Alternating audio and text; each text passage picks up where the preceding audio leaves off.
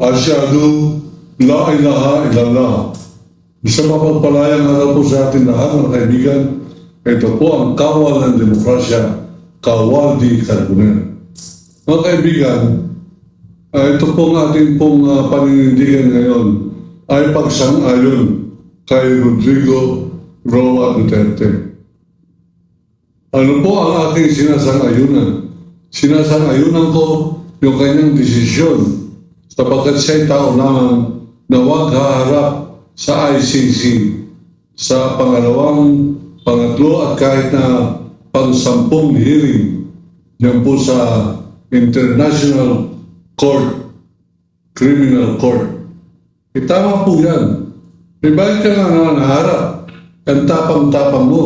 Sabihin mong pupunta ka sa ICC, pagsisipain mo yung mga judges ng International Criminal Court. Ngayon, sila palang judges nakaupo ka sa harapan nila. Kung sisipot ka, ipapalabas nila yung mga tunay mong video na kunan ng Bloomberg News Channel at ipapalabas sa harapan mo sa malaking screen, mas malaki pa sa sine, upang sabihin mo sa iyong pagsasalita na pag pumunta ang ICC sa Pilipinas, sisipain mo.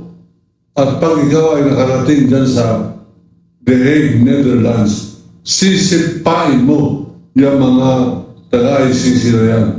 Ngayon, sapagkat ikaw ay nandyan na sa ICC, bakit ka sisipot? Haharap ka din sa mga pinagmumura mo? Anong mukha? Anong tapang meron ka? Tapang ng hiya meron ka? Na haharap ka doon sa mga taong patray doon mo sinabing sisipain ko kayo. Ngayon, sa harapan nila, o paano ka sisipain yun? Hindi ka naman makatayo dahil sa iyong pagka-addict sa painkiller na fentanyl. Inaalagaan ka, ang may gastos dyan ay International Court, Criminal Court. Lahat ng medical expenses mo, samantala ikaw, nagbabayad ka ng $3 million a month sa iyong abogado. Humingi ka pa ng sponsor kung paano ka pupunta nung last year. Humingi ka ng sponsor. Kung meron sabi mo sa Kongreso, kung meron lamang mag-sponsor sa akin, pupunta ako sa The Hague. Pagsisipain ko yung mga ICC. Ngayon, nandiyan ka sa The Hague at meron nang nag-sponsor sa iyo para makarating dyan. Ang nag-sponsor sa iyo ay warrant of arrest mo. At nandiyan ka na ngayon, hindi ka nakaposas, walang kadena pa mo. Paano mo sila sisipain? Yung mga walang namang kasalanan sa iyo, sisipain mo. Ayan sa harapan nila. Bakit ka nga naman? Paano ka sisipot? Paano ka harap? Paano ka titingin sa kanilang mga mata? Paano ka uupo? Paano ka tatayo? Paano ka kikilos? Paano ka magsalita na sabi mo na naman?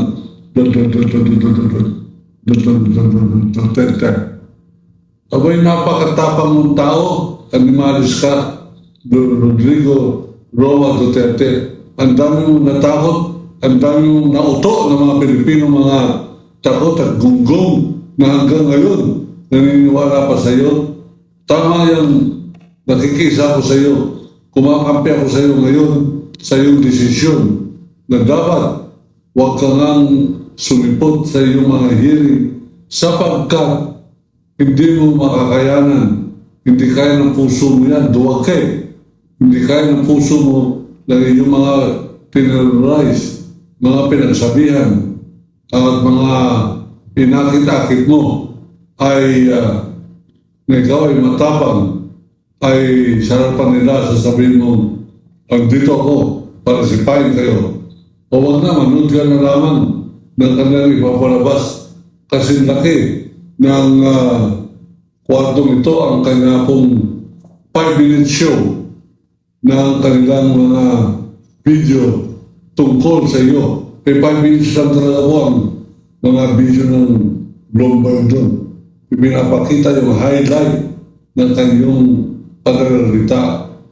At ikaw ay nag-announce sa pamamagitan ng 150 million peso a month lawyer mo na hindi ka makakasipot, ayaw mong sumipot, hindi mo sisiputin ang mga judges na sinumpa mong sisipain mo, pinagmumura mo.